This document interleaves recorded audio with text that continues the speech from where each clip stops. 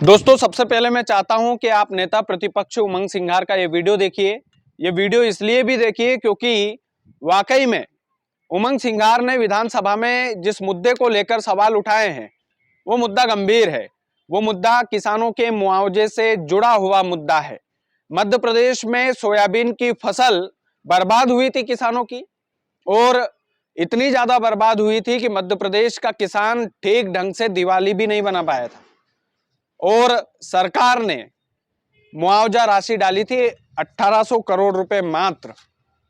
उसे लेकर विधानसभा में नेता प्रतिपक्ष उमंग सिंघार ने जो कुछ भी कहा है वो आपको जरूर सुनना चाहिए, और सरकार का उस पर क्या कहना है वो भी हम आपको बताएंगे। मुख्यमंत्री डॉक्टर मोहन यादव ने इसका क्या जवाब दिया है उस पर भी हम चर्चा करेंगे। क्या 1800 करोड़ रुपए मुआवजा राशि मध्य प्रदेश के पूरे किसानों के लिए पर्याप्त थे? और यदि पर्याप्त नहीं थे तो सरकार मुआवजे को लेकर जो ढिंढोरा पीट रही है वो ढिंढोरा इतना जोर से क्यों पीट रही है? सबसे पहले चाहते हैं कि इस वीडियो को देखिए। 1800 करोड़ रुपए मुख्यमंत्री जी का जनसंपर्क के पोर्टल पर आया कि हमने 1800 करोड़ रुपए मुआवजा बांट दिया प्रभावितों को, लेकिन किसान संघ कह रहा है कि 5000 करोड़ से ज्यादा नुकसान हुआ पूरे प्रदेश के अंदर। तो क्या किसानों संघ की बात नहीं सुनना चाहते? किसान की बात नहीं सुनना चाहते? ऊंट के मुंह में जीरे की तरह आप देना चाहते? माननीय अध्यक्ष महोदय, हजारों करोड़ का नुकसान है, लेकिन ये 1800 करोड़ से नहीं होगा। हर किसान को पूरा मुआवजा मिलना चाहिए। माननीय अध्यक्ष महोदय, विशेष रूप से आपके चंबल में, जबलपुर में, नर्मदापुरम संभाग में कई पूरे जिले प्रदेश के नुकसान हुआ, तो 1800 करोड़ में वाही उनको मुआवजा नहीं मिलना चाहिए?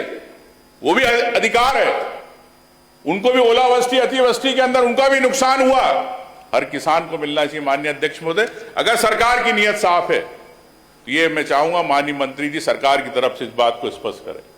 सिर्फ आंकड़ेबाजी से काम नहीं चलेगा। किसान को अगर आप चाहते कि आपके साथ खड़े रहे तो उनके घर के चिराग भी आपको जला के रखना पड़ेगी, उनके घर की आपको रोजी रोटी का भी आपको ध्यान रखना पड़ेगा। माननीय तो सुना दोस्तों आपने, उमंग सिंघार बोल रहे हैं कि मध्य प्रदेश के कई ऐसे इलाके हैं, कई ऐसे जिले हैं जहां पर किसानों को मुआवजा राशि डाली ही नहीं गई है और उन किसानों की फसलों को भी नुकसान पहुंचा था।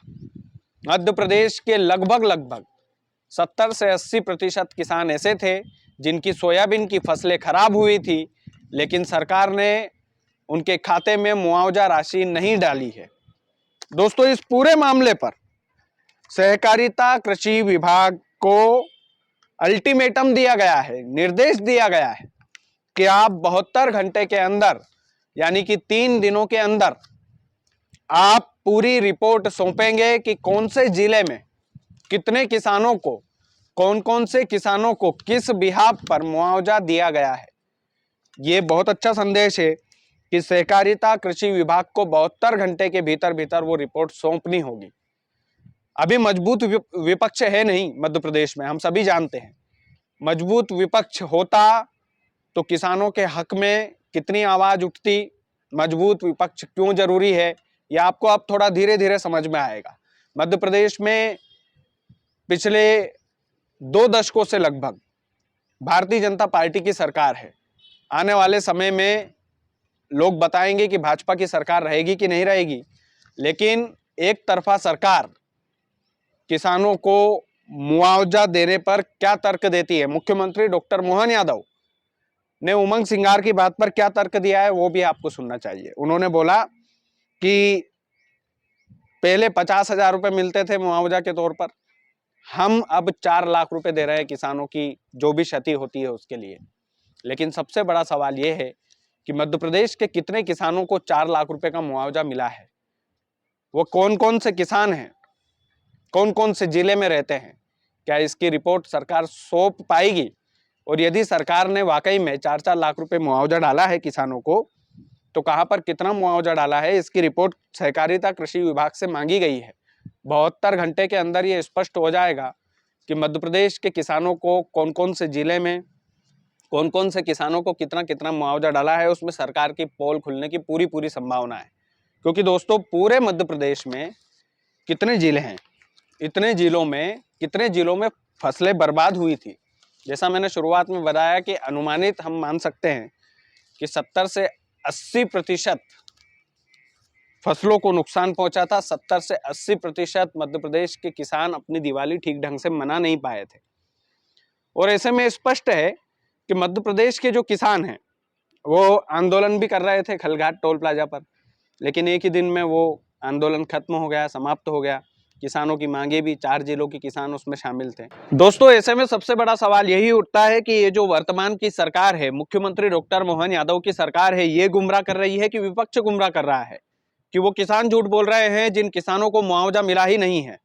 मध्य प्रदेश में 1800 करोड़ रुपए का मुआवजा राशि का वितरण किया गया था सरकार की तरफ से, और राजगढ़ की धरती से मुख्यमंत्री डॉक्टर मोहन यादव ने पूरे मध्य प्रदेश को मुआवजा राशि डाली थी। मुझे आज भी पता है वो दिन शायद भाई दूज का दिन था। लेकिन सबसे बड़ा सवाल यही है कि क्या ये 1800 करोड़ रुपए की मुआवजा राशि मध्य प्रदेश सरकार की तरफ से जो दी गई है अलग अलग जिलों में, क्या ये पर्याप्त है? और सरकार ने, सरकारी अधिकारियों ने किस पैमाने पर यह तय किया कि मध्य प्रदेश में जो ये मुआवजा राशि डाली गई है उन्हीं किसानों का नुकसान हुआ था?